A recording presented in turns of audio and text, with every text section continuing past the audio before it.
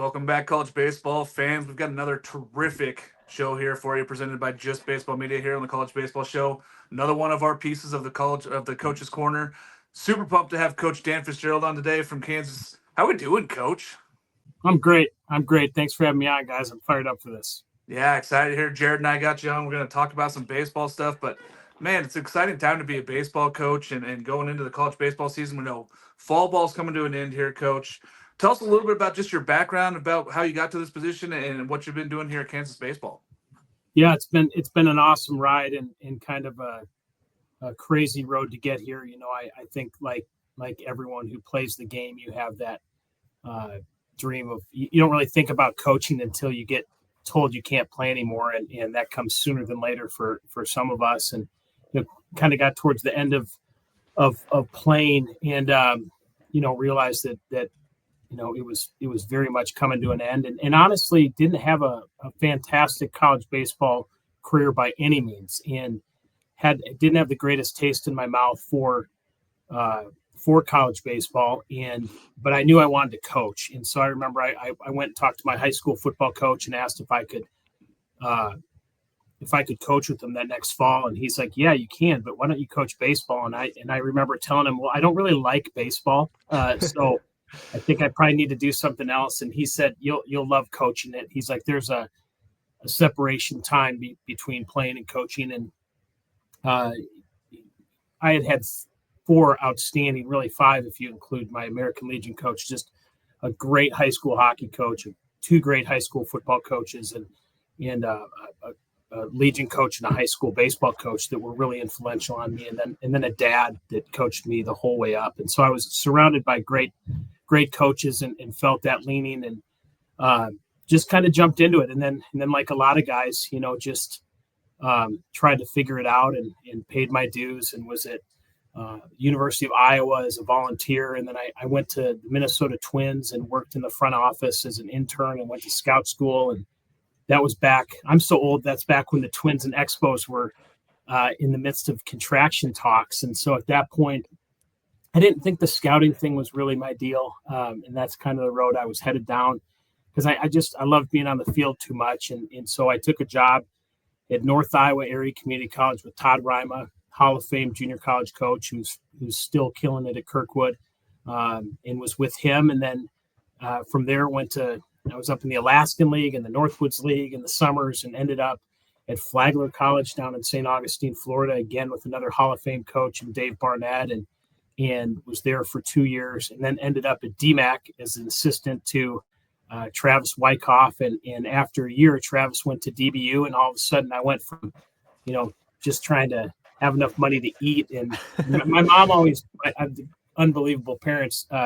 My mom always bugged me about needing benefits. And I'm like, I don't care about that. And she's like, you will when you're sick. And I remember trying to tell her that I have a younger brother, and I'm like, well, he's got a job. We look alike and sound alike. I'll just use his ID. And she's like, that's definitely not how this works. So next thing you know, I'm the head coach at DMAC, was there for 5 years and loved it, and kind of was at a spot of, man, I think this is what I'm going to do forever. And then Dan Heefner called at DBU and spent 9 unbelievable years, life-changing years at DBU. And, and then kind of the same thing. Every job I've taken, I've kind of taken with the perspective of, this is the last job you're ever going to have, because I think you need to work with that mentality. And so, 9 years in, get a call from Jay Johnson, and opportunity of a lifetime to go and reboot a program with him at LSU, and had an unbelievable time with Jay. And then it led to this. And so that's the shortest version I can give you on how it's come here. But yeah, it's been a wild ride. Very blessed, have an amazing wife and 3 stud boys, and very blessed. I love it, Coach. And I wanted to talk a little bit about Kansas, kind of since you've taken over, right? So 2024, you all had over 30 wins, and then you had 40 plus wins last year, 43, I think it was the total. Since you've took over Kansas, you've had the vision to elevate the program, right? So how have you gone about building the culture and identity of Jayhawk baseball since day one? And also for you, like, sorry, How do you define Kansas baseball beyond wins and losses? Great questions. I think the culture thing starts with, my thing's really simple. Is I've been around unbelievable people my whole life. I grew up in Edina, Minnesota, and played hockey for the greatest high school hockey program in the country. And when the word culture kind of became popular, I remember thinking like, I don't know how to define that. I just know I've lived in that for my whole career, because I've been around guys that have naturally created that. Todd Rima is a culture maker, and did that at Nyack and has done that at Kirkwood, and Dave Barnett at Flagler, and obviously Dan and Jay. I mean, it's front seat to 2 Hall of Famers. So I think the culture thing for me was I got to get on board with the right people, and Travis Goff, my AD, is that person. Like he is the greatest AD in college sports, and I really mean that. And so I think it starts with the alignment that I have with him, knowing that, I was very clear about who I was and who I am, and the staff that I needed to bring with, and that my values, I think the core values hopefully stay the same. As you mature. I think life changes though. And I think, Kelly and I have 3 boys. Our middle son is severely autistic, nonverbal, and, hardest thing I've ever dealt with by far, and the greatest. Like I wouldn't change one thing about Max if I could, because that experience of being a dad to a severely special needs son has totally changed how I coach, totally changed everything. And so I think if you asked me about culture 10 years ago or 15 years ago at DMAC, it would have had similar pieces to what we have here. There's a toughness, there's a grit, there's a humility, there's a whatever. But I think it's been more humanized as I've gotten older. And you can't run guys anymore. Back at DMAC, if we lost, you just run for like 3 hours. So, but I think to me, the culture piece was a togetherness and a humility towards each other, where in one of my favorite authors, Tim Keller, and I think it's actually a C.S. Lewis quote, talks about humility not being thinking less of yourself, but thinking of yourself less. And so we talk about that a lot as a program of, if we are constantly thinking about others, how we can serve, how we can be great teammates, we'll probably be in pretty good shape. And then there's an effort piece. So it's pretty simple. It's we work under the assumption that you want to be great, and we've got a really high bar, and every decision that we make as coaches and every decision that you make as players has to be held to that standard. Now, there are 15 million things we'd have to cover if we had, well, what if this situation and that situation? And to me, it's simple. You got to be a great teammate. You got to play your tail off, and you've really got to believe that the program is bigger than yourself. And that includes me. Like there's no one in our program that's bigger than the Jayhawk. And so,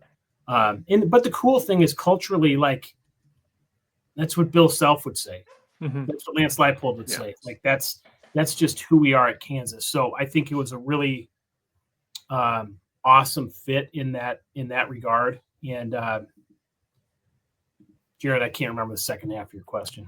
No, I was just saying for you, kind of beyond the wins and losses, like how you define Kansas baseball. Yeah, I if the guys leave here and all they remember are the wins and losses, that would be a massive failure of the ability to have impact on people. And I think one of the things I'm most proud of is the number of guys we have back from pro ball right now working out, and the number of guys we had back a couple weekends ago. Our entire lineup from last year was back, and cool. They were not talking about games. They weren't talking about stats. They were talking about so much more. So for me, this is, I'm 48, which freaks me out. I feel like I'm 28. I think I got the maturity like I'm 24. But I think of all my teammates and all my friends, and at 48 years old, you remember so few of the games. Yeah. And honestly, there's no one that's 48 in the big leagues. And I like to think Lord willing, I've got a long time left. So it's one of the things I talk to the guys about, that, hey, this is you got a lot of life after baseball, and who you are is way more important than what you do. And the stats are. I just tell them that you'd be surprised at how little other people are thinking about your stats. So, yeah. But they always remember what kind of teammate you are. So that's I think I've probably spend. In fact, I know I spend too much time on that because I believe it's that important. No, I think it's huge. I mean, before I started doing the college baseball stuff, I did a podcast behind the scenes, basically interviewing guys to talk about life outside of baseball. And a lot of these guys said they got to the pros and they didn't know who they were outside of the game. And they like all of a sudden 22, 23 years old, still have no idea like what their role is in the world. And I think being able to teach that to those kids is awesome. It's a big deal. Yeah. Yeah, Coach. I mean, speaking on that a little bit, things that I look at when I go to ballparks is I want to see the guys who are leaders. I want to see the guys who are stepping up and doing the right thing when nobody's watching, helping out their teammates, getting those guys better. Seems like you guys have done a really good job of breeding this leadership culture with this next group that always comes in. College baseball always has cycling players, right? You're always going to have players coming in. You're always going to have players that are going on, whether graduating or going pro. Talk a little bit about just your guys' way of leadership and building that leadership class every single year. Yeah, I think it's a big deal. And I think that we're all gifted and have different callings, giftings, whatever you want to say. And I think there are those who are born to lead. They're it's kind of their gifting, and I think those guys are obvious. We had Cole Elvis a couple years ago, great leader. Like he's whatever he does in his career, he's going to be leading it. Whatever organization he works for, he's going to end up in a leadership position. But I think leadership gets misconstrued at times into thinking, well, who's the best public speaker? Who's the best challenger? Whatever. And to me, it's who first and foremost leads by example. And the analogy I use with my guys is that, tonight at 10:30, there's a 99.9% chance that I'm asleep. Like if it's past 10:30, man, like that's really stretching it. Now my kids, they'll push the envelope on that. But I tell them, you can absolutely fool me. You can run around Lawrence tonight if you want, and there's a 99% chance I'm not going to find out because I'm going to be asleep. But you can't fool each other. Like there's no teammate has ever fooled another teammate. And so I think we talk a lot about your example, your ability to stay accountable, in mental toughness defined as doing the right thing at the right time, when you're supposed to do it, every time you're supposed to do it, regardless of who's there, who's watching, whatever, is really a foundational step. And if you can do that, like at a base level, you are accountable, then you've got a great voice to lead. And it might not be with a Newt Rockney speech that really charges the troops up, but it will be by example. And so I think that's kind of the base level for us. And then and I don't know, better or worse, I don't know if I'm right on this because there's some great programs that do this differently, but I'm just not a huge force the motto onto the team and, hey guys, here are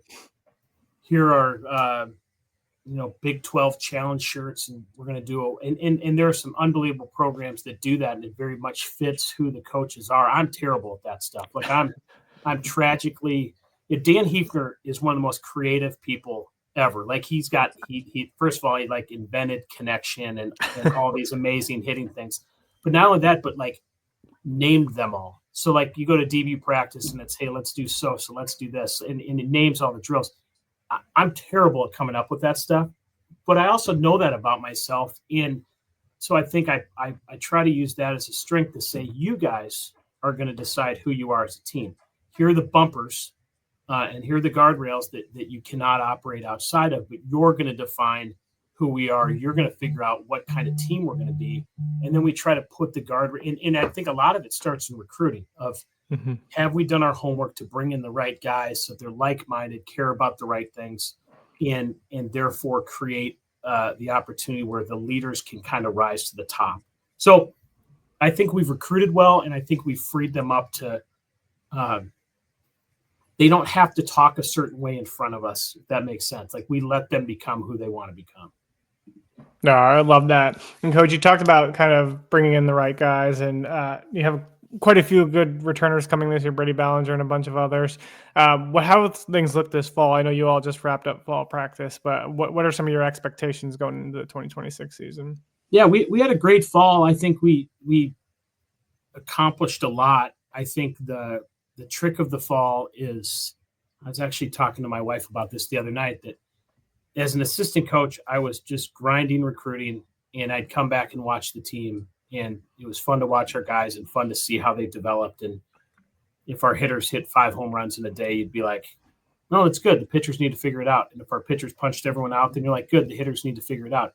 As a head coach, if you pitch well, you're totally cracked with your hitters. And if you crush, you're totally cracked with your pitchers. So I feel like the last 4 falls for me have been just this, tormenting exercise in who are we going to be. And I have a great staff that reminds me that we don't have to play for another 99 days. So we've got time to figure stuff out. But I think if you asked me in August what I wanted to accomplish this fall, I would have said, I want to see the ceiling, want a glimpse of the ceiling, and I want them to get a glimpse of the floor.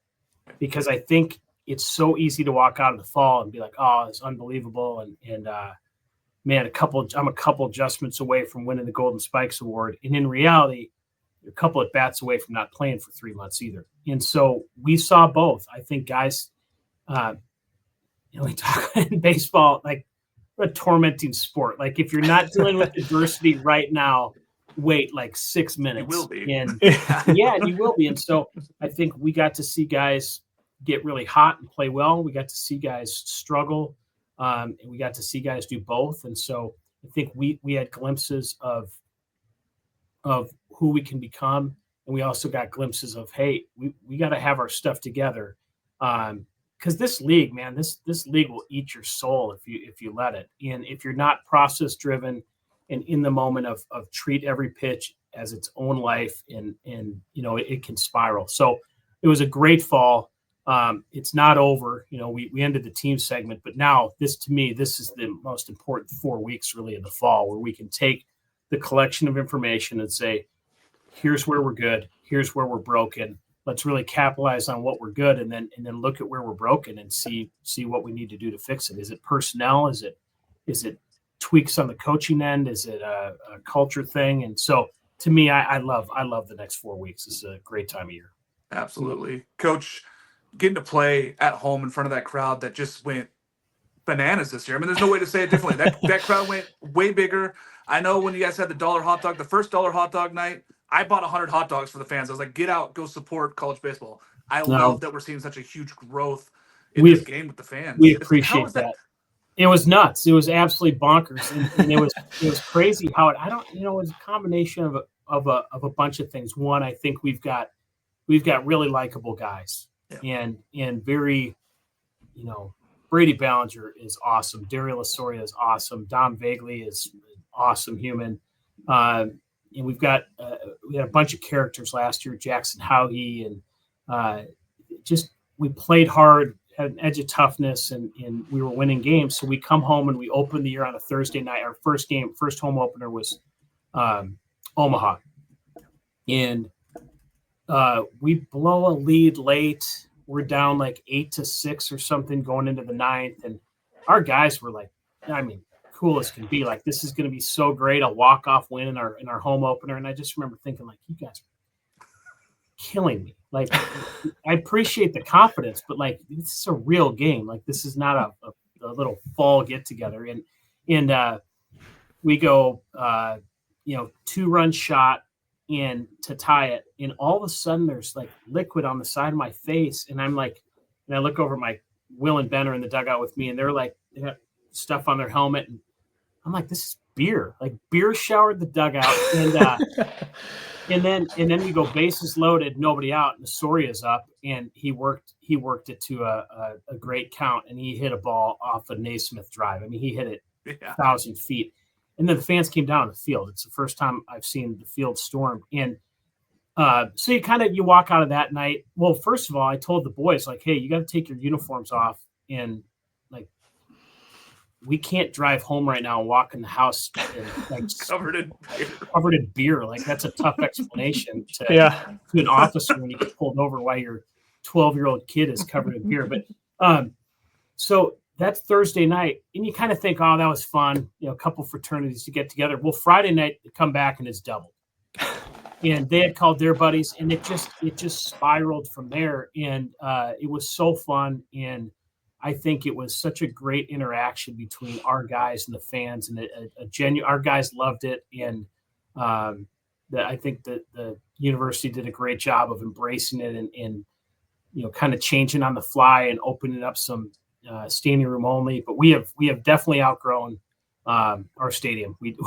definitely need more seats, and we need to continue to win so those guys will continue to come out. But yeah, It was an unbelievable environment. Yeah, I love it. Coach, I was going to talk about too. You have the increased growth of fans, right? The Big 12 conference, I think, doesn't give enough credit for how good of a baseball conference is. You add teams too, like Arizona State and Arizona in the conference. As you look to the 2026 schedule, what are you kind of looking forward to most in Big 12 play in an upcoming season? Yeah, this is where I, give a really honest but boring coach speak answer that I haven't spent a whole lot of time looking at it other than, logistically, look at flights and how are we getting from here to there, and we finish at BYU, and are we going to go straight to Phoenix, or are we going to come home first? So you kind of look through those things, but to me, I think there was a time, and this is the true answer. And there was a time when we were going through it with Max and his diagnosis with autism that I remember going into that year at DBU going, this might be the last year I'm coaching. Like I really thought that we were going to have to move and going to have to go into scouting, and there was an opportunity that I had. And I remember thinking, like, I'm going to enjoy every single game like it's the last game I'm ever going to coach. And some amazing things happened, and we found a great school for Max in the Mansfield School District in Dallas, and things really started to change in terms of how we were able to really give him support. And so praise the Lord, I got to stay in coaching. But at the end of that year, I enjoyed that year more than any other year. And I thought, why don't I do this all the time? Why don't I coach every game like I might not? Because I'm not guaranteed another one. So I think the thing that fires me up the most is getting to watch a group of guys develop and change and evolve and learn how to compete together. So I'm looking forward to seeing who we become and watching the guys kind of reap what they've sown. And I know that that's a terrible answer given the lead of how good the Big 12 conference is, because it is. But I couldn't tell you the order in which we're playing guys yet, and maybe I need to get better at that stuff. But I can't wait for the season. But I also know that if we don't take care of the ground right now, there's going to be nothing to reap then. So pretty focused on today. That's fair. That's fair, Coach. And, talking about that, what's the hardest part? We got 99 days now. Fall ball's kind of coming down to an end. Now it's going down to the individuals. You got to count on your guys to be able to go do the workouts, do the things that they're supposed to be doing, getting ready before we come back in January. But 99 days till we play opening day, February 13th. What's the hardest part now? Waiting. The hardest part is that right in the middle of this thing, we send them home for 3 weeks. Yeah. And trying to, figure out, okay, when do you shut pitchers down? Do you shut pitchers down? And, I still think our sport's ridiculous in that, can you imagine college football saying we can only play our quarterback for, 2.5 quarters of the first game because, it's early. And it drives me nuts. And not to get on a soapbox about pushing the season back, but it would make a lot of sense to, and I'm not even talking about weather. I'm just talking about getting a team prepared to play. And the NCAA has done some nice things of letting us start practice earlier this year, which is going to be really beneficial. But I think the big chunk is that, it's kind of like, I don't know, you guys are probably more disciplined than I am, but, when I go to a couple years ago, Kelly's like, have you had a physical? And I'm like, yeah, I had a physical my senior year of college, and it's totally fine. It's like 20 years ago. I'm like, no, I was like 30 years ago. But I don't know about you guys, but I go to a physical, and they ask you all these questions, and you kind of tell the truth about half of them, and then like, do you drink coffee? Yeah, I like coffee. And then how much? Oh, I don't know, a couple pots a day. And but the one thing they always tell me is like, hey man, you really need to work on your mobility. Like you need to stretch. Like, do you ever stretch? I'm like, no, I don't stretch. Like who stretches when, like that's, I hated stretching when I played. I'm not going to stretch now. Well, the reality is when guys go home, they do the workout, but they do what they want to do. You know what I mean? Like they're not throwing on the, they're not throwing on the bands that Coach Hancock has them wearing in the cage to get their front foot in the ground. Like they're going to hitting with their boys and trying new drills. So that's the hardest part is you send them home and you don't have your hands on them to really watch the development. And I think the other thing is keeping the guys grounded in the only thing you can really impact is today. Now you can do some other things off the field that negate today and negate tomorrow. So I think getting guys to understand, like, it is literally where your feet are, what you're doing that day, and decision-making in really getting them to understand that what you reap is directly associated to what you sow and how you go through the process. So, and then I think that the other one is just managing expectations. I think there's always this, last year's team was great, and that should lend to this year, maybe starting from a different spot, but its impact on this year is very small compared to the work that our guys have to put in. That makes sense? Like it's not every time you go further on the trail, you got to cut more trees down, and we're well into the forest at this point, and it's not going to be, well, last year we did. No, that's long gone. We should build on it, but we're not going to. Last year's walk-off magic does not translate if we don't go about it the right way this year. No, I love it. Mark, you have any other questions before we dive into the fun ones? No, let's get into the fun ones. All right. First one we got is, so Coach, you're coaching every day, kind of an all day, every day baseball. What do you do for fun off the field? Fun off the field. Well, I've got 3 boys and an awesome wife, so I try to spend as much time as I can with them. And there's a long time as a recruiting coordinator that I wasn't around, so I think these have been 4 unbelievable years. Gosh, man, I used to shoot ducks. That happens about once every 10 years now. Ducks. My boys love Kansas basketball. They love all sports at KU. So going to hoops games and football games, and we're active in our church. I got one. We got a little pond in our backyard. We've got some fish in there, and the boys and I like to go out there and mess around. But no, just spend time with family and play a little hockey. I still play a little hockey on the side. So yeah, but not a whole lot. There's not a whole lot of time outside of coaching and trying to be a dad. Yeah, I mean, it's nice to be able to get out, do the family stuff. Having the pond on site would be nice. I live here in Central Oregon, up in the mountains, so I have rivers and lakes all around me. Yeah. So I travel less than an hour everywhere, but I do that as much as I can in the off season. So I hear you, Coach. Talking about stuff that everybody always asks these. All of the fans always want to know, food wise. Do you have like a game day ritual for food? Do you do anything special for food? Do you guys like plan out your meals when you go on the road? Yeah, I mean, we've got Luke Marbach's the greatest director of ops in college baseball. And he does an unbelievable job. And yeah, if I ate everything our guys ate on the road, I'd weigh 600 pounds. I mean, it's disgusting how much food they get. No, I'm not I love food. Game days, I'm not a great eater. I don't really comfort eat. I probably more comfort starve than anything on game days. When we win, I like getting something good. But no, I'm not. Yeah, I do like every once in a while we have a pregame meal where I'm like, Luke, put this one on this one. This one's on the A list. So we've got our A list, but we change it up quite a bit. Good. Do you have anything in the dugout? I know for me, it was always like I wanted to have my red vines in there somewhere. I needed to be able to go grab a handful of, whether it was stressful or happy. I was like, I needed to have a handful of red vines if I was going through it. Well, obviously, your seeds, but now everywhere we play is turf. And I'm not spitting seeds into a cup. I mean, I'm not carrying a cup around the dugout. Yeah. Not to mention, the salt intake, I have seeds now. Like I think, when we're kids, you just callous your mouth because you have seeds every day. Now there's not as much. Yeah, no, not a whole lot of dugout rituals. I love coffee. I usually slip in some coffee during the game.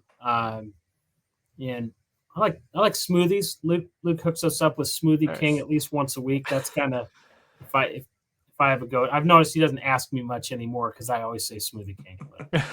It's been a big push. Smoothies has been a big thing. We've noticed a lot of coaches and players. A lot of them say, "Hey, we switch to smoothie. It gives us the nutrients we need, gets us going, and doesn't make us feel a little full." Well, I think it gives the guys some carbs real quick. I don't need the carbs, but I certainly act like it. My question for you, Coach, is so if you could go back and coach any team, any sport, like what team would you want to coach? Oh, very loaded question. Yeah, any sport, any team. Oh. It can be baseball. Well, too. I could still. Hey, listen, I could still skate a shift in an NHL game, no problem. Hockey, I would probably. Gosh, you give me the reins of an old North Stars team, or hockey. I've offered it to Bill multiple times. I just want a seat on his bench for one game. He gets a seat on mine. He hasn't taken me up on it yet. I'm working it out with Lance right now. I want a headset one football game, and he gets to coach first base. So somebody out of town. But no, it would have to be hockey. My brother is a land developer up in Minneapolis, and has been a youth hockey coach for the last 20 years, and I'm envious of him every time I call him and he's pulling up to the rink. Those hockey guys have it figured out. It's an hour. It's an hour practice.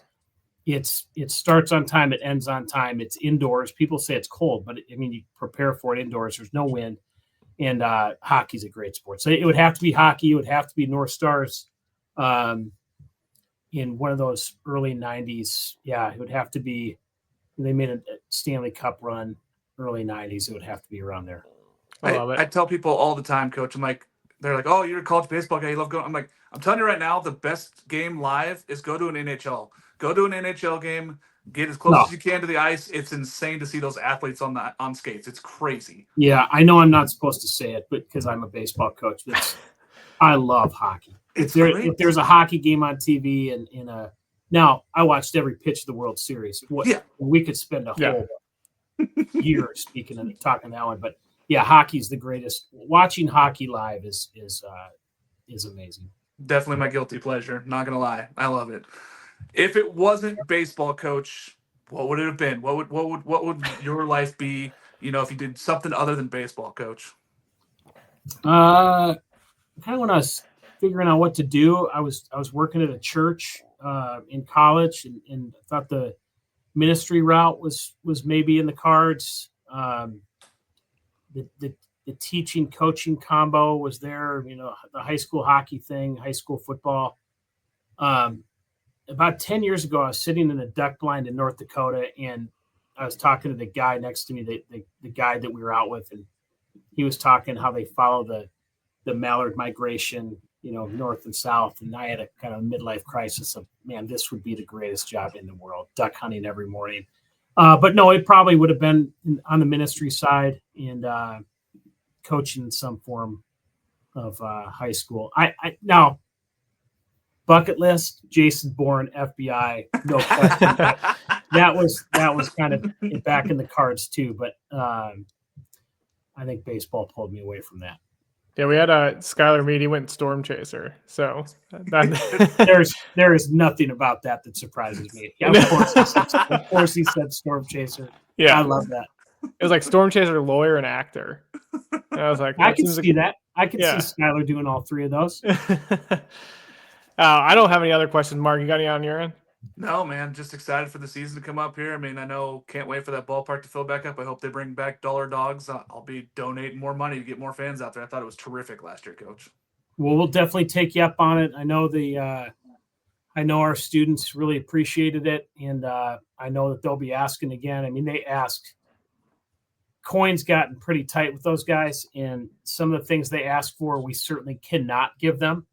But they ask. You got to give this generation credit. They're not afraid to ask, but they will be asking for the dogs. And love what you guys are doing. Love the show, and honored to be on, and keep doing what you guys are doing. College baseball needs it. Thanks, Coach. Appreciate it, Coach. Thanks for coming on, man. Rock chalk, guys.